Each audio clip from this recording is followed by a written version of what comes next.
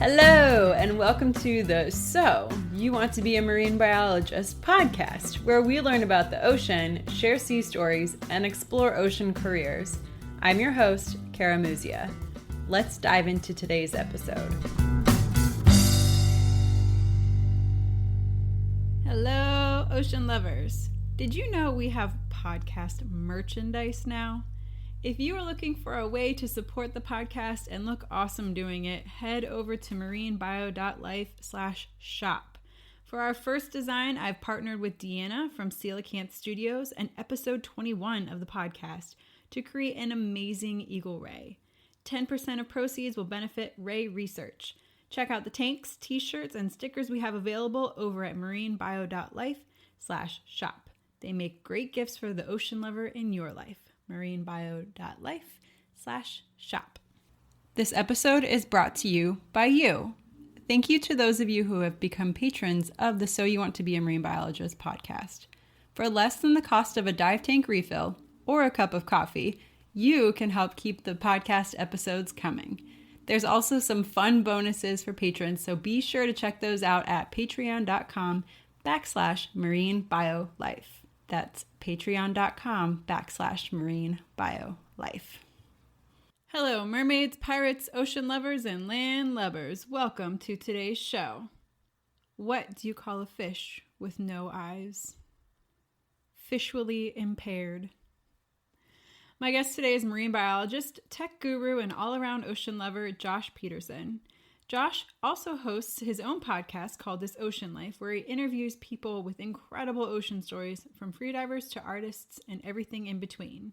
A little bit of a twist on today's episode, Josh shares his story of how he got started in marine biology and how he helped create some of the public outreach and federally used databases in the California area by combining some pretty intense field work with his web design skills. He also shares his story of why he decided to pursue a different career path and ultimately what helps him to keep connected to the ocean. Please enjoy. Welcome to the So You Want to Be a Marine Biologist podcast. I am stoked to have you on. Kara, thank you for having me. I'm excited to be here chatting with you. Wonderful. So you are a California boy, and is this what inspired you to pursue a career and a life in the ocean, just growing up near the coast?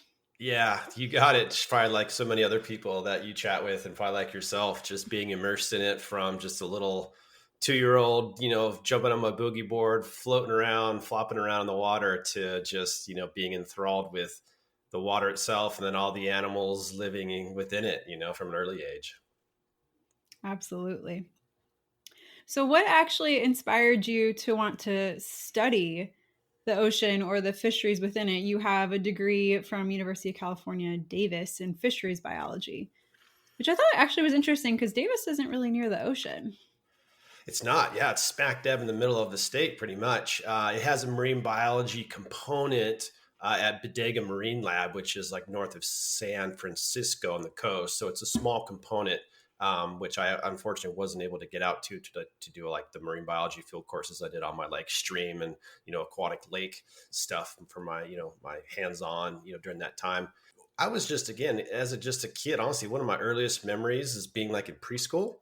And it's already like, a very ocean oriented family. So we're always at the beach and stuff. But I just remember being in the playground and being in the jungle gym, and imagine the jungle gym was like my marine biology station, so to speak. I don't know what that was supposed to be, but then like all the kids running around were like fish or whales or dolphins. So even from like an early age, I was just like, I laid awake thinking about it at night, and then like the Jacques Cousteau, program on as like ABC television Sunday nights, super old school, grainy, like the original stuff. Like I couldn't get enough of that stuff. So I always wanted to do it. It was never a question.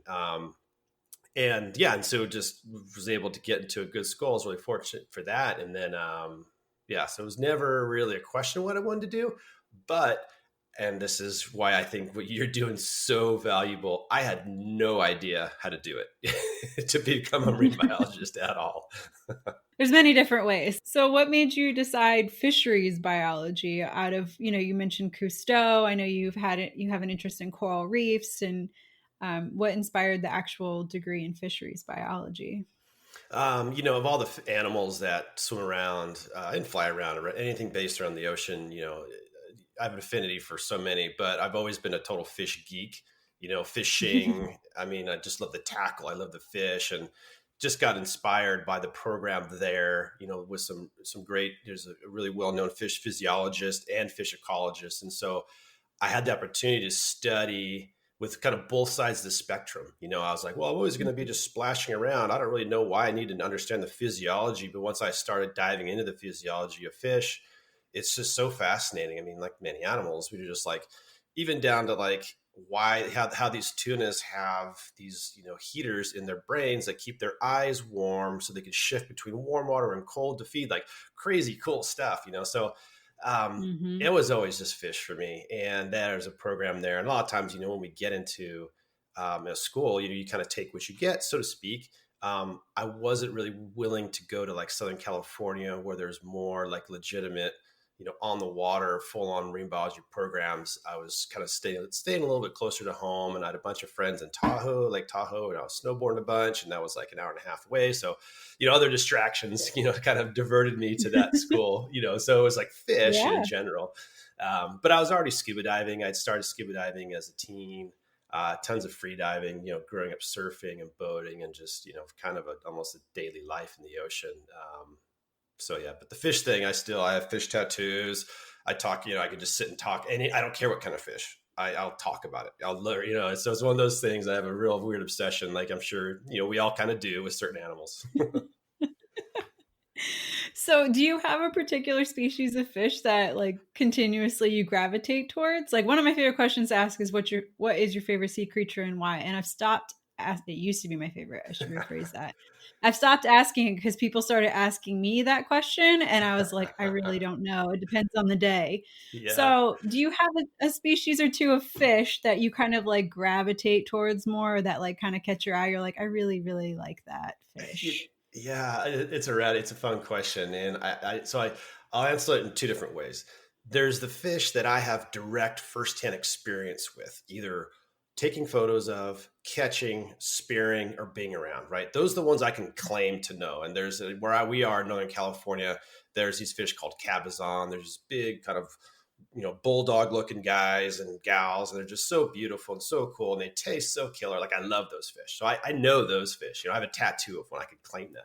But then there's fish that like, I've barely caught a glimpse of, like bluefin tuna. I've seen them from the boat, and I was just absolutely amazed and struck by them. And so, it's like there's these fish, these animals that almost have this like mystique to us, that because you haven't had close interaction with them, like a whale shark's another one. Like I've talked to people on the podcast they've been diving with whale sharks forever. And it's like me seeing a seagull, it's like commonplace, but still for me, there's like, I've never seen one. And I just lay awake at night still thinking about like the time when I get to do it. And hopefully I will, knock on wood, Those big pelagics, the big things that like are just so amazing, the way they move around the world, and their ranges are so massive. They can go through different types of water. And they can still outwit enough of our technology of like hardcore fishing to come back the next year. I mean, it's just incredible, so. It is incredible. The bluefin tuna are an enigmatic creature for sure. There's just something about them. Oh yeah, they really are. And I had a spearfishing trip with them like 2 years ago, and like I had no business even being out there. Like these fish were not 40 pounds like we thought, and with the gear for a 40 pounder, these are like 200 pounders. And so seeing them just breeze by the boat and then just destroying a pot of bait and just this like fountain of water in the middle of the ocean, it's just this a massive amount of life. It's like glassy ocean water 1 minute, and it's just like this massive eruption at the next, and it's gone. There's just something, just the way they act, you can kind of get just kind of wrapped around just how they behave. And there's so many neat components of the animals we kind of hold this fascination for.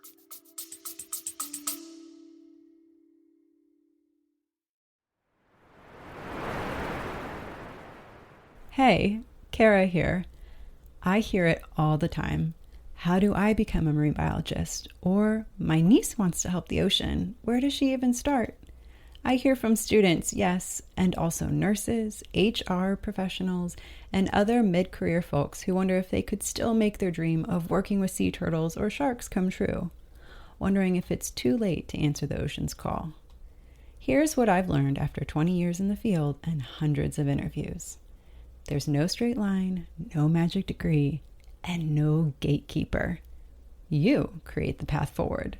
If this sounds overwhelming and vague, I've created 2 tools to help you stop wondering what if and start moving forward with clarity and purpose. The first is my free guide, Be a Marine Biologist Without the Degree. Over 1,000 people have already downloaded this guide and taken their first step towards ocean impact. Inside, you'll find 7 concrete, doable actions to help you get started, whether you're just exploring or ready to make a change. Then there's the Ocean Blueprint. This is a 30-day self-paced course that helps you build your unique path into ocean science and conservation without quitting your job or going back to school. Inside the Ocean Blueprint, you'll get daily prompts to explore your interests, skills, and next steps, a structure that turns overwhelm into real momentum, and a bonus section to root your work into ocean connection. You don't have to wait for a degree, a perfect plan, or permission. Whether you're wading in or ready to take the deep dive, these tools are here to help you move from dreaming to doing. The ocean called. Are you ready to answer? Links in the show notes and on my website, karagracemusia.com. I can't wait to see the waves you'll make.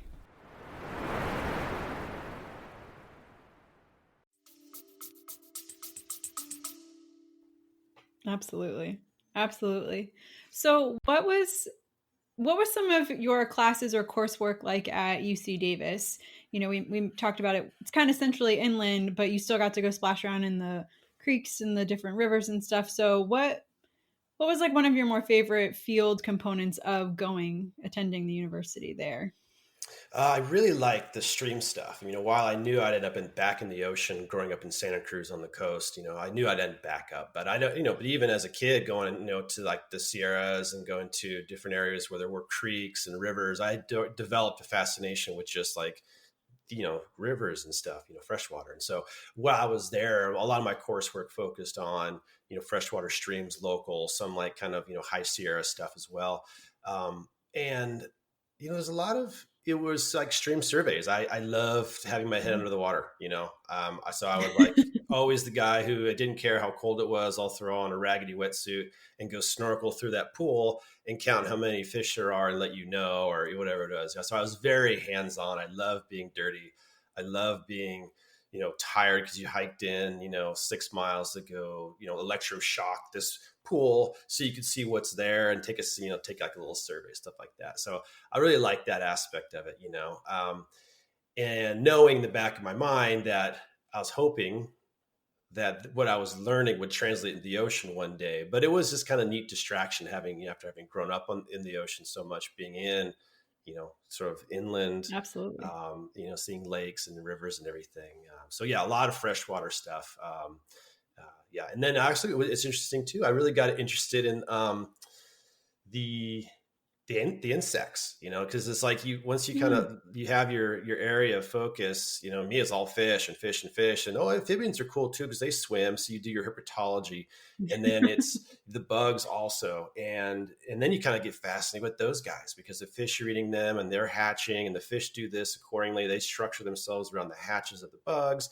And so like you really start to see the dynamics of this little pond that could be as big as your house. But there's so much going on in there that until you really start to understand the different players in the game, it's just a fascinating tale, And the same thing is in the ocean too. It's just such a massive scale. Like when you could go look at a pond and see the frogs, it's going to get eaten by the bass, and then this hatch is going to happen, etc. You can kind of see it all happening in one spot. It's kind of one of the neat things about the freshwater stuff. It is a cool part of it. It's its own little biome in a tiny little spot, and you can really see it happening. And then when you think about it on a larger scale, like the ocean, and like you really just understand it's all connected, and it's really cool. You work for NOAA, which is many people's dream job, and you did public outreach, and you were also a research diver. What did that entail? What was your job kind of looking like? I'm sure that your day-to-day was wildly different, but overall, what did you get to do in that position? Yeah, it was probably a pretty rare little position I had. It was like, so imagine halftime, like NOAA dive master, basically scuba survey guy, and halftime web designer. And Mm. when I finished at Davis, and again, like many of the folks who are listening and you can relate, it's like, okay, I got a degree now. Oh, cool. I could be a marine biologist. Where are the jobs? Let me start sending my resume out. Well, that's not how it works, right? So I go to Santa Cruz, young, poor, and that's when the internet, the .com boom was just going stratospheric, like 99, 2000, and Santa Cruz is about 45 minutes away from all of that craziness. And I'm watching friends who never went to college making like 10 times as much money as I am. And they don't even, it's incredible. So I thought, look, I'm going to go back to school. I'm not ready yet, but I don't want to go back to school. And like the folks I know getting PhDs who are like, they're struggling, they're broke, it's expensive to live here. So let me learn this web design thing. So it was interesting. I could develop the skill, make pretty good cash on the side while I go back and get a PhD, get a master's, figure that next step out. So I bluffed my way into a job in a tech company startup. It said I knew how to build websites. I never had, but they didn't matter. Like if you had a pulse back then, it's crazy. If you had a heartbeat and you knew how to turn on a computer and like send an email, they would hire you right on the spot to do something.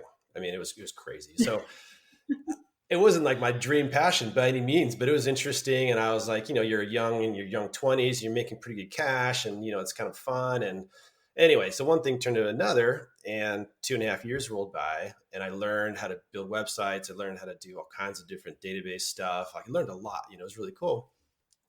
And I go, like, I'm done with this. I gotta get out of here. And so I found this job with NOAA, as you mentioned.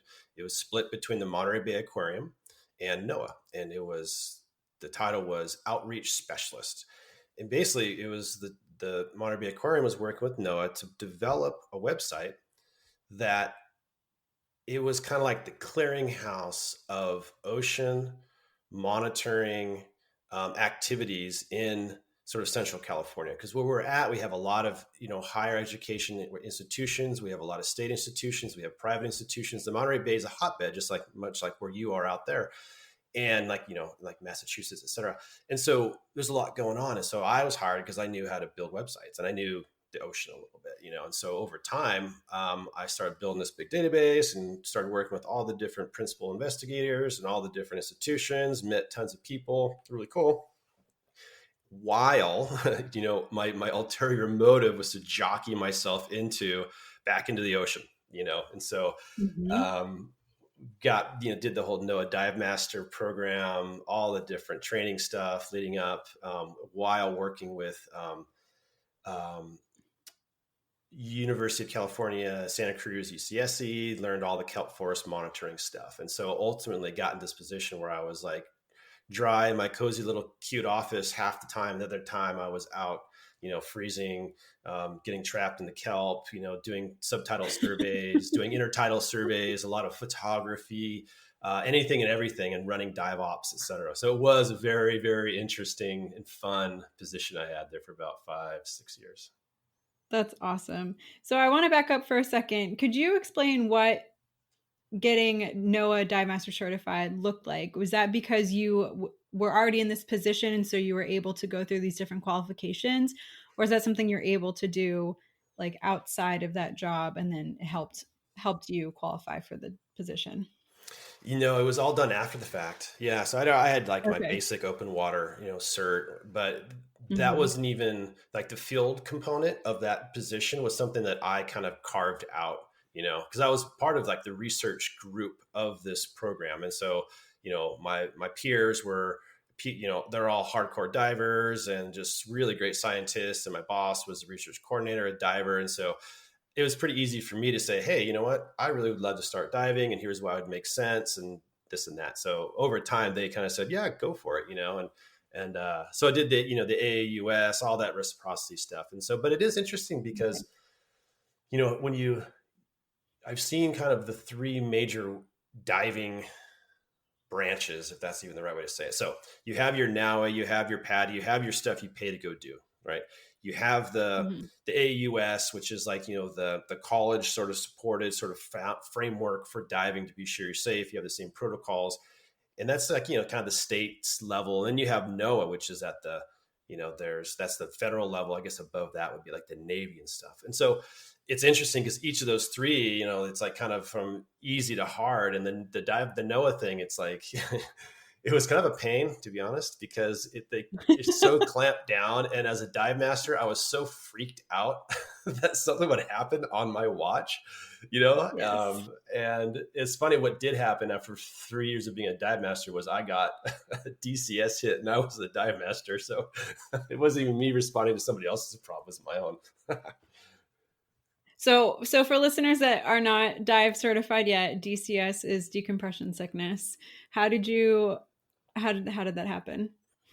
Oh, it's a weird one, and you always hear that too, like, well, you're never quite sure when you get a bubble, it's that nitrogen bubble in your blood. And, some people get Mm-hmm. them and then they disappear. Some people get them and it's really bad. And, I've been diving and was super safe. And, a lot of field work, I'm sure you still have it today, and folks listening can commiserate. Sometimes it's like, hey, we have a week of work ahead of us, and there's weather Mm-hmm. windows. There's a number of sites, and we were doing is we were motoring along kind of Central California coast, surveying these kelp beds. We did it every year, just to kind of, we would survey everything from the kelp coverage to, the small fish, the inverts, fish swimming on the top, the bottom, benthic, the whole deal. And so you kind of create this picture, which is really cool to get to know these sites, but then to quantify change, if any, over time. Really fun.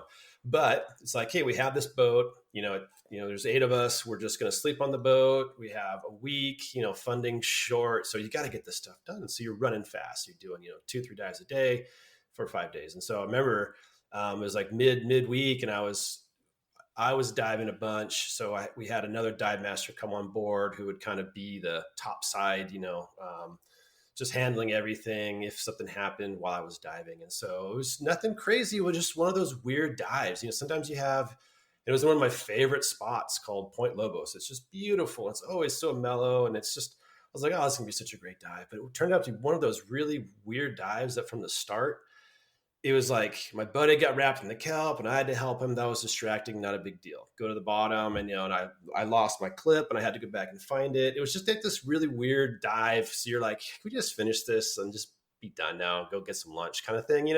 Nothing happened. Mm-hmm. We did the safety stop. We only dove to 60, feet, super shallow. Mm-hmm. But I just was like, yeah, kind of anxious. Just like the dive was weird. And we're like, let's get this done and have lunch. So I got the service, got on the Zodiac, and sit down, take off my tank, and you can stretch your back a little bit. And I've been like, beating my body up for my whole life with, everything from football in college to racing dirt bikes. I've hurt myself, so I know what like weirdness feels like in your body. And I was sitting there, and all of a sudden, both my toe and both my feet started getting numb. Which, Oh my okay, gosh. well, it could just be, so, you shift, maybe it's your wetsuit pinching or something, who knows, and then all of a Mm-hmm. sudden I felt that come up both legs at the same time, up my knees, into my thighs. And I was like, man, I've never felt something like that. It was just weird, and that's what they say is like, you feel this tingling, you lose some sensation. And one of my guy I was diving with, who's super legendary. He's got like a couple thousand dives. I go to Randolph. I think I can't feel my legs right now. I could move them, and he goes, okay. That's why the dive master thing is great, is if anybody has a chance to pursue it, whether you want to be a dive master and be responsible for others, what you learn about like protocols and how to respond to situations, like it's so great, whether you're just with your family, like snorkeling or something. It prepares you to handle stuff anyway. So we activated the whole thing. It was like this full on, we had to call the NOAA Dive Center. I went on O2 and had some water. And like, about 45 minutes later, while we're motoring back to the harbor, so that of course I had to be picked up by the ambulance, it went away. And it just gradually, my legs sensation came back, but they didn't matter. I had to go to fortunately Monterey, where we were, has a dive, basically a dive, like an ER doctor who's a legit dive guy.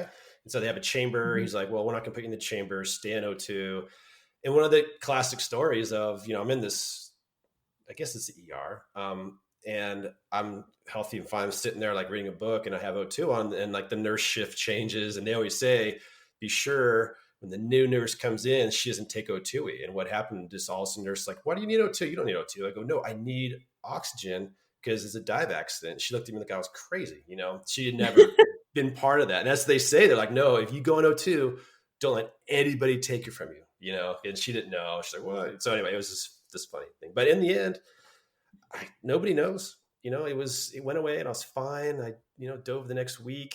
I think it was about next week, and it might have been, it might not have been. You just don't know. That's so crazy. And it's not something, so for listeners that are not familiar with decompression sickness, it's also called the bends. And like Josh was saying earlier, it's you get little nitrogen bubbles. And if it can't get out of your bloodstream, it can go up to your brain and it can cause some serious damage and even death. So taking it seriously is really important, and getting proper medical attention is really important. And one of the ways to do that is to go on to oxygen. All dive charters should have oxygen tanks on board. And if you're diving for work or recreationally, even, it's always good idea to just have them. Mm-hmm.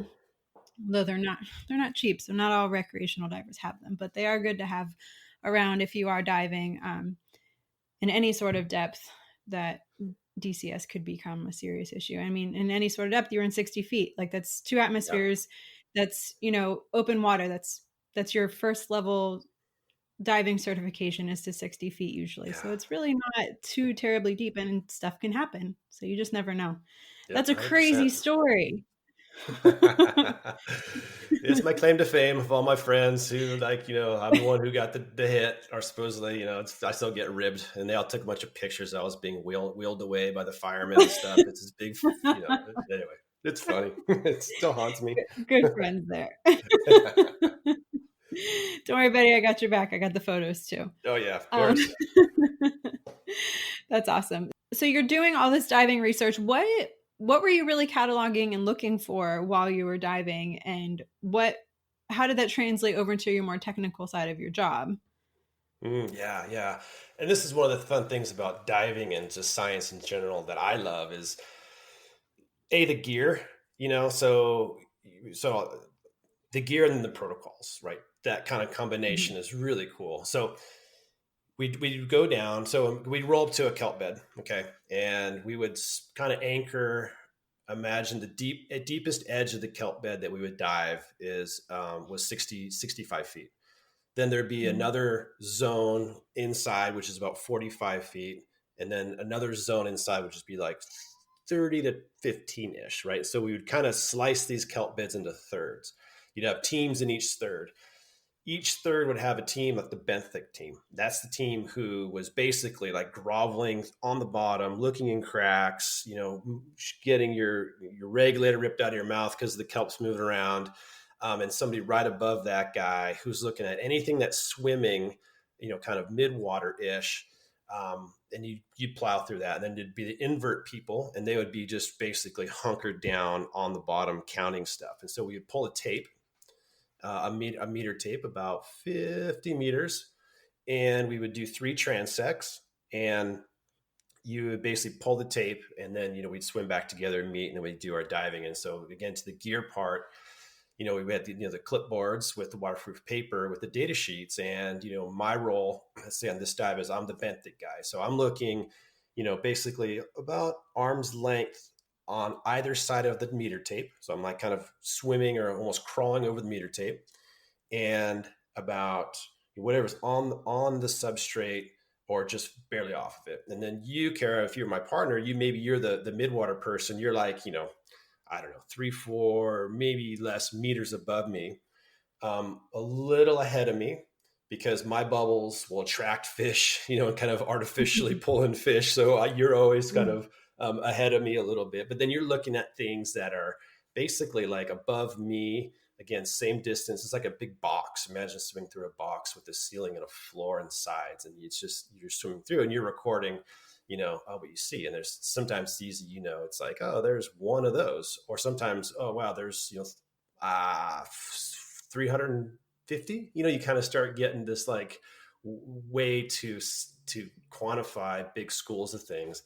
and then sizing as well, so it's just like anything. It's like over time, and we had practices where we'd have, practice, cut out fish and underwater because things look way bigger than they really are. And so you have to size them appropriately. So ultimately we're just sizing and counting, and you're doing that on those three different, the deep, the mid range and the shallow, and so that's what we do. We do it again and again and again. And some places, the invert team needed somebody, so you jump in and learn the inverts too, which I really love that as well. Because again, it's like that whole picture idea. Back to the pond example, where I was a fish guy, but I love the insects because they interact. And same thing with the invertebrates.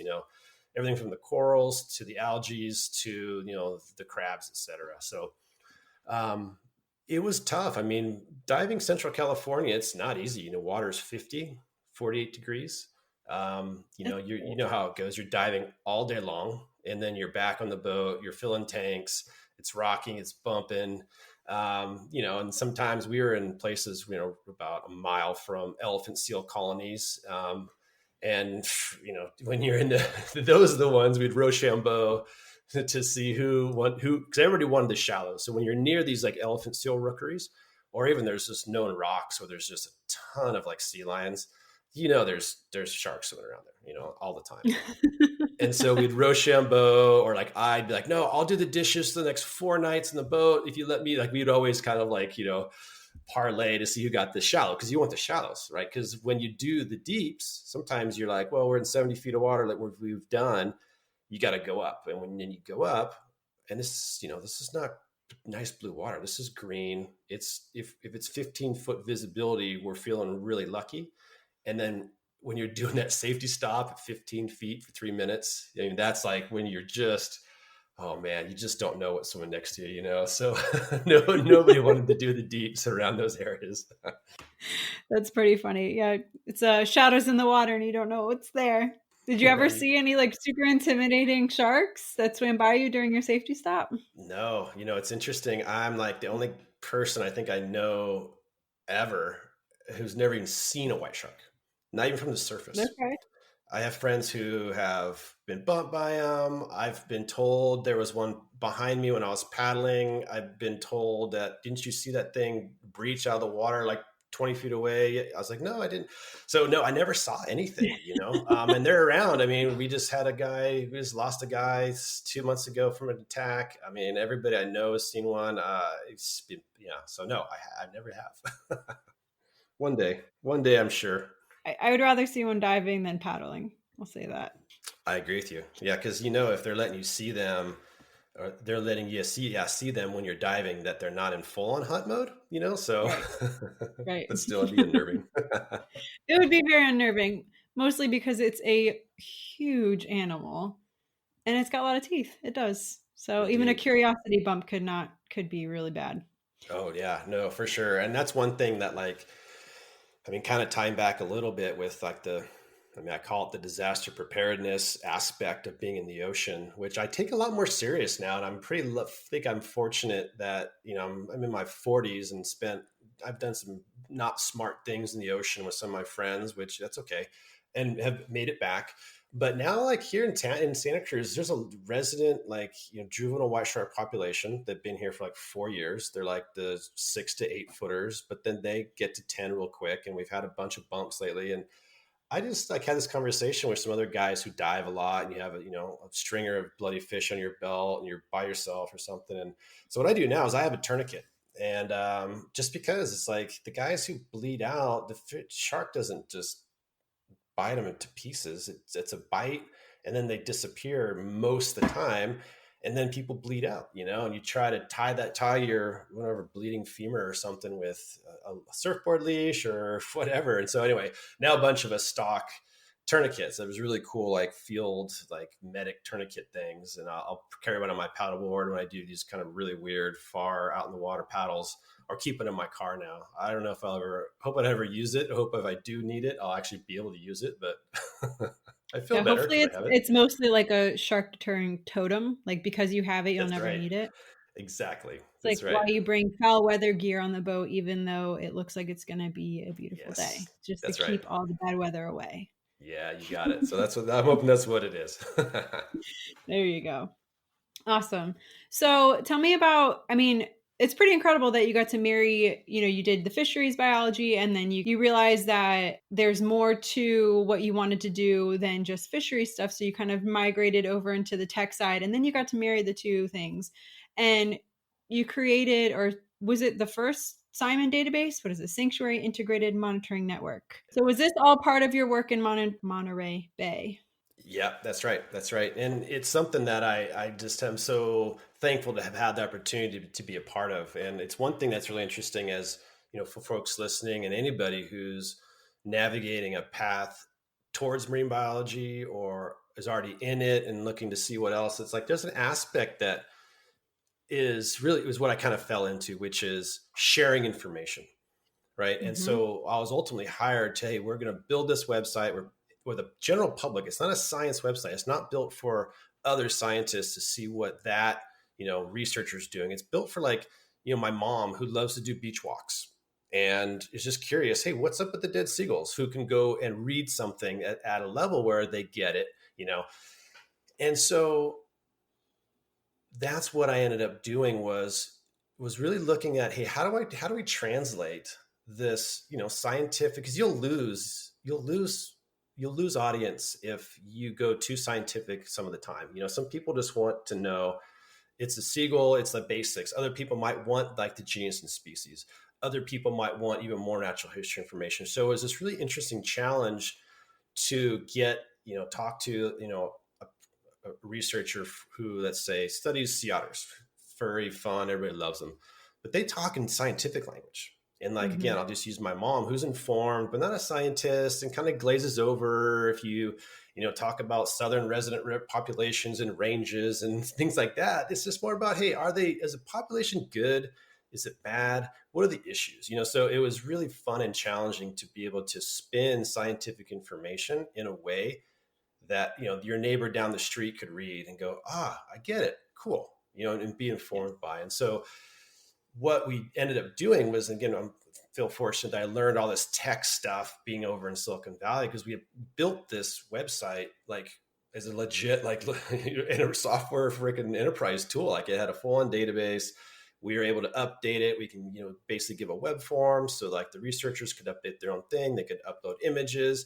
We had built out a species database, so it's not just a picture that is of a sea lion, that you can actually tag like, oh, it's a sea lion. And then if you did a search on sea lions, you would find their picture. So we really try to make this thing like a legitimate, like 21st century type of database system, Mm-hmm. and which we did. And it was really cool. So we built it. And it was really a really neat, great success story within the Monterey Bay. And then we started taking that and expanding it further. And what I ended up kind of doing over time was seeing, like, I really wanted to continue my education. I had some opportunities. So now I kind of knew a lot of people in the area in Southern California. And, I was starting to talk to some researchers or some, about, pursuing a PhD. But what I kind of realized was I felt like my impact with my ability to put this information in front of the public, who we ultimately need to know about and care about, because they're the ones who are going to vote, or they're the ones who are going to show up for the beach cleaning, or they're the ones who are going to do something ultimately at mass. I felt that my value was stronger there versus, being that fish guy. I always wanted to be a fish researcher or something that I always wanted to be. Anyway, so who knows if that's true or not, but that really ultimately was what I ended up doing, was just then sort of building that model out, that sort of monitoring website database out. And we were then transplanting it in different areas of the US as well. So we had one up and down the coast of California. We started working with the Florida Keys a little bit on doing one, and the different national marine sanctuaries, which are, kind of spread around the country. Mm-hmm. That's awesome. It's really incredible. I played on the sanctuarysimon.org website a little bit, and it's really fun. Like, if you're just curious, you don't even have to type in something that you're specifically looking for. Like if you see something on the beach, you have an idea what it is, you can type it in, but you could even just do a drop down and like click whales, sea lions, and sea otters, and just scroll down and see all the different animals, and there's photos and the scientific name and a little bit about them and habitats. And it's a really cool website and a lot of information on there, and it's really valuable. It kind of brings home the outreach part of it, right? Like science communication. Cause you're right. When most of the public starts hearing about more of the nitty gritty science stuff and like hearing all the nuance, their eyes glaze over and it's not that much fun. So it's a really important and way to be able to reach out to people and to get them involved in where they live or where they're visiting if they're not Yeah. native to the area. So that's awesome. Yeah, thank you. No, it is a kind of like a hallmark thing that I'm really proud of and stoked on. And I still talk to all those guys. I still dive with them. So it's kind of neat. Tied to I shifted out of that just because I mean, you have a young family. I had suddenly 3 kids, and I needed to the government wage wasn't really cutting it, unfortunately, in this really super expensive place to live. So I left and went full tech, which I still do. But what's fun is that I'm able to still be a science geek because I still talk to those guys. I still talk to all the guys I used to dive with. One of my really good buddies who I spearfish with, we do all kinds of stuff. We surf. I mean, he runs the boat program at Long Marine Lab, University of California, Santa Cruz. He's a legit diver. And so I still get to sit and talk about, and one of my buddies works for National Marine Fisheries Service. He's like the salmon guy on the West Coast. So it's really fun to be dangerously informed about science, and still have those conversations, like when just us chatting about this stuff, and when you and I talked, on the podcast, it's just neat, so even if, we're not able to make a full blown career out of being a marine biologist, it is one of those neat things where I still feel like what is it? Like an armchair quarterback, like an armchair scientist, Yeah.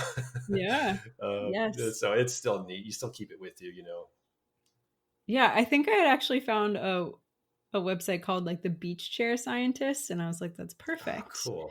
And I think it's really fun for people to realize, like, even if you're not in marine biology, or if you were in it and just decided, like, for whatever reasons, family or health or whatever, you needed to pursue something else, that like you can still be involved in the science part of it or the ocean conservation part of it, because the ocean does need help and it needs as many voices as possible. Yep. And if you are in this other industry and can bring your insight and wisdom from the ocean tales into that, that's super valuable as well. So I really think that's awesome that you're able to kind of keep straddling the line between the two worlds. And so how I met virtually, is through your This Ocean Life podcast, which is super fun and just shares stories from all over the world, people diving, fishing, surfing, being marine biologists, saving sharks. I saw you had Maddie Stewart on. She's awesome. So could you tell me a little bit about why you started the podcast and kind of where it's led you? Yeah.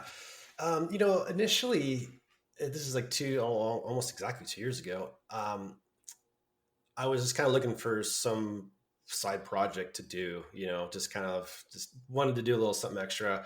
Seeing people in my town in Santa Cruz that I grew up, like, legends surfing guys are now, hitting 70, 80 years old, and some of them were passing away. And I'm like, man, the stories, those guys didn't grow up with social media. They didn't grow up with video cameras. They didn't grow up with any of that stuff. And so, yeah, they have a lot of amazing stories that are passed, hand to mouth. But once those guys are gone, if those stories aren't captured in digital form, like it was just kind of, when I realized that, I go, gosh, it'd be really fun to capture those kind of stories, And I love chatting, as you can probably tell. I can just talk all day, and I love talking stories about the ocean. It's easy for me, and I love hearing them too, So I set out to just do that. Like, let me just capture some stories. There's such a rich set of people in my town. I mean, from big waves to biologists, you name it.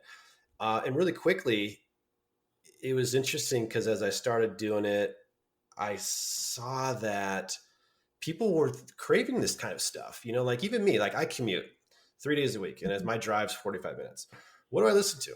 I find, you can't listen to music every day. You can't, and so I'm always searching for stuff, and there's something you can find to listen to, whether you're jogging, whether you're in a commute, whether you're cooking dinner, like that just kind of fulfills you for 20 minutes or 45 minutes. People really, and the ocean's one of those things, and there just wasn't that need wasn't really met in the podcast kind of space, I'd say. And so over time, what it turned into was capturing stories that might not be told or shared digitally otherwise, but then just feeling people were inspired by them, and I get an email. One of my favorite ones that really kind of propelled me was I had a podcast and an episode. We're talking about paddleboarding because I'm like a pro and paddle guy. I've been doing it for years. I've done a bunch of Hawaii races, this and that. And one of my buddies did this pretty amazing 55-mile unassisted like paddle. He shouldn't have done but he did. And it was pretty gnarly. And so anyway, this guy reaches out to me over Instagram and goes, "Hey, my name's Jonathan. I'm from Tasmania. Just heard about you guys doing this stuff." He's like, "I think it's awesome." He's like, "Hey, by the way, I don't even have anybody to paddle with, so I can totally relate to being out there. There's sharks and the fog and not knowing anybody, da da da." And I'm like, "Oh, dude, you got to come on the podcast." So I had him on the podcast, right? And again, he thought he was the only prone paddleboarder in Tasmania because he's never even seen other boards. He's never heard of anybody, anything. It was a great episode. And then a week later, he reaches out to me and goes, "You will never guess what happened. Somebody heard my podcast episode with you, and they thought they were the only prone paddleboarder in Tasmania. So now there's two of them." But it was just so cool that like people, they just want to hear what we all want to know what each other's up to, in the ocean, and there's so much value in that, whether you're working with sea turtles or whether you're trying to tow into 100-foot wave. Like we all have that connection. That's the one kind of neat thing that comes out of this that I try not to get too like woo woo with in terms of like but I'm more willing to, I don't know, really kind of emphasize that connection we all have, whether you want to be a scientist or you want to just go sailing across the world, there's that connection we all have. And that's what that's kind of the juice in it for me is I get lost, just hearing you talk about, so you're setting up tours in the mangroves near your house and, to show people what about the natural history, working with turtles, like, right. That's awesome. And I've had people who can hold their breath for 8 minutes and dive to 300 feet. Like, wow, that's awesome too. Everything's equally awesome, and so, yeah, it's just been fun, and 2 years later, almost to the day, kind of, 130 something episodes, and kind of growing. Yeah, it's been really, really pretty fun. It really is true. And I have so many listeners reach out to me saying they just have this connection. They have this undescribable pull towards the ocean. And this is why they want to be a marine biologist. And like you or like me, they've just stayed up at night, like dreaming about it, or it was kind of the only option. That's just what they want to do. And it is fascinating to see how that thread kind of weaves through so many different people and pulls us all together. And you're right, whether you're a scientist, a conservationist, if you're a big wave surfer or like to go free diving on the weekends, like absolutely right. It's just that same pull towards that big blue ocean or green with 15-foot visibility, depending on where you are. Yeah, I know. And it is. And I think it's more, I shouldn't say mainstream, but it's more, I think we are all acknowledging that connection that as individuals we have with the ocean. I think in the past it was just like, oh, I'm just macho and I'm going to go surf big waves, or oh, I'm going to go spearfish, or I know I really want to be a scientist. It was never like, no, actually I want to do those things because I can't stand not being in the ocean, Right. like, and that's the reality. Like none of us can stand not being in the ocean. Like that's straight up, and it's interesting unifier. It really is. And whether you're from whatever country or nationality or anything, and some of the stories I love the most, and that's why I love what you're doing is, some of us grew up in an ocean family and it was just there. I mean, it was from day one, and man, how lucky are we? Then there's people, and especially like third world countries, who don't even know how to swim, are scared of the ocean. They might be like in Mozambique and it's absolutely gorgeous, but they don't even want to touch it until somebody comes and holds their hand and says, here's how you do this. And then that world opens up to them. I love those stories because I take not so much anymore, but I have a good chunk of my life taken my fortune to be in the ocean for granted, so when I hear these stories of others, being brought to it or having to be exposed to it and finding that calling, because, once it hits you, it's a done deal, and then like what you're doing, helping to guide that person who wants to take it to the next level. It's like, I want to freaking be a marine biologist, or I want to do something on this, you're providing them some guidance. I think that's so, so very cool. Oh, well, thank you. It's been a lot of fun as well. This podcast thing is fun, isn't it, Josh? It is. It's cool. Yeah, it is. Sometimes you're like, you put an episode out, you're like, I don't know if anybody's going to listen to this, but there it goes. And then all of a sudden you get some fun feedback or something and you do it again. It's very true. All right. I have a couple more questions as we wrap up here. One of my favorite questions to ask, and I'm not getting rid of this one, is what is your favorite field story or stories to tell? And this could be best day in the field. And for you, I mean, like we talked about a lot, you spend a lot of time in the ocean. So it doesn't necessarily have to be at work or at school or whatever, just one of your favorite ocean stories to tell. Or it could be a day that like everything went wrong and it's a really great story at the end. I feel like you kind of already shared. I feel like you already shared that one a little bit. But yeah, you know that one. I think one of my favorite stories is there was a day of diving again along Central California. There's an area called Big Sur. It's like my my happy place. And while a lot of times, the water's 15, 20 foot viz, it's cold. There are days when it's 60, and it's not blowing 20 knots at the surface and it's dead glass, those perfect days where you're just like, oh, wow, And so I remember having a diving day it was like the last day of this trip. And there's a place called Esalen, which is this very famous, like kind of meditation retreat spot on Big Sur. Like you look at this, you're like, this is incredible. So anyway, it's beautiful. And we were diving off of there, and it was just one of those like top to bottom days where it was just, waking up and it was perfectly glassy and warm in the morning, and it was like this great vibe on the boat. We had the great crew, a nice breakfast. We're pumping music. Everybody's kind of mellow. The last day of the trip, and water's perfect. So everybody's just frothing to get in because it's the last day, and it just looks insane, And so I remember going down with actually who I mentioned, my buddy Dave Benet, I dive with a bunch. And, again, as you go down with your meter tape, 50 meter tape, you attach it to some kelp and you string it out. And so where we drop down, but you got to imagine like 50 meters, you need 50 meters of length. Actually, it might be 25. It's been so long. Anyway, you need a runway. So if it's like a pinnacle, it's not going to work. You know what I'm saying? You need like a longish reef. And I remember he clipped it. He's like, I think we're good. Kind of, hand signs and everything. And he swam off while I was getting ready. I was basically waiting at the tape. He was going to swim and then come back. We're going to go together. So all of a sudden he's like swimming and he gets into the murk and I feel this tug on my back. And I was like, whoa, of course you freak out. And it's him. And basically what happened, we had landed on a pinnacle. It didn't look like it. He had basically swam in a circle, and came back and we kind of laughed and we're like, screw it. We're just going to do this big circular survey. So we did this survey. It's beautiful. It's absolutely gorgeous. And later in the season, you would come up and we'd have like the big high pressure tanks. So you had like an hour and 20 minutes of the dive time. And you would do a kelp right under the surface of the kelp, like 2 meters, because a lot of little juvenile rockfish will come sit up there in the kelp. It's all warm. It's really nice. So we would do another transect on top. So you come up, do your safety stop. And while you're doing your safety stop, you're kind of swapping out your data sheets, right? And I remember, and with your mask, you have no like peripheral vision whatsoever, right? It's total like blinders on. And I was swapping my data sheet out, and I still had my little dive light on my wrist, like my lanyard, because I was the guy poking in the cracks. And usually I put it away in one of my pockets, but I didn't. And I just remember, and I was just changed my data sheet out, and all of a sudden I feel this tug. And I thought it was my buddy Dave, and I turn over and I don't see anybody.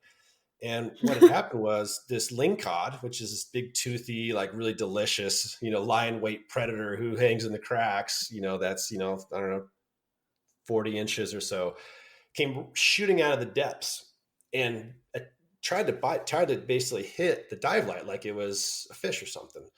Oh my gosh. So he gets the dive light, and they have giant mouths. You could put like a volleyball in these things. Mouths are huge. So he got the light and he got his little teeth hooked in my wetsuit. So he was like struggling to get his teeth out of my wetsuit. I'm flailing around, there's this big commotion, and all of a sudden he gets off and then swims back down, I can't tell the story because we're underwater, and I'm like gesturing. He's like looking at me like, dude, what is wrong with you? But anyway, it was just like classic tale, of a great day. And then we came up, and then actually it's funny because and then I got attacked by a fish. Yeah, that's right. And so I'm always fishing when I'm on these trips. And so, we're getting everything situated. I drop a rod down, I'm sitting there, and I hook a big lingcod, bring it up. And I couldn't remember if it was the same color. We all called it was the same fish. So we let him go. But anyway, it's just kind of one of those fun days in the water that, kind of just, you dream about those days, and think back to them so fondly. That is pretty funny. So you're diving in a wetsuit in 50-degree water? Dry suit. Yeah. You are in a dry suit. Okay. Yeah, either like a super wetsuit, and I was like, that's really cold. Yeah. The thermal protection is key. Yes, it is. I can't imagine diving not in a dry suit in that cold of water. If listeners want to find you, connect with you, where is the best place to do that? The podcast is thisoceanlife.tv, and that's the website. All the episodes are there. And then, all the links to Instagram stuff and, Facebook, etc. So yeah, if anybody ever wanted to reach out and just chat, what have you, just do that. You can, it's a contact form on the website, Instagram, instant message and all that stuff. And, always looking for people to come on like you, Kara, who want to share about their own ocean lives. So for folks listening, hit me up. Love to have you. Awesome. Well, Josh, this has been a lot of fun chatting with you. Thank you for being on the show. Yeah, Kara, no, I appreciate it so much. And I always get excited when I get to talk semi-science for an hour. So thank you for letting me do that and share with everybody. Hey, one more thing. Do you want to dive more into the ocean and marine biology? Need a little guidance on ocean conservation? Head on over to marinebio.life/resources. We've got book recommendations, job posting pages, conference suggestions, and ocean-friendly products. All recommendations have been personally vetted by me, and I will continue to add to the collection as I come across cool things to share. Head on over to marinebio.life/resources to learn more. See you over there. Thank you for listening to today's show. I'd love to hear any insight you've gleaned.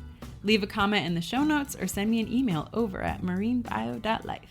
If you enjoyed this episode, leave a review and, of course, share with your friends. If you want more resources for ocean news, including conservation topics and careers, plus personal insight from me that I just don't share anywhere else, join me at marinebio.life and sign up for email updates. Keep after your dreams and making waves in your community.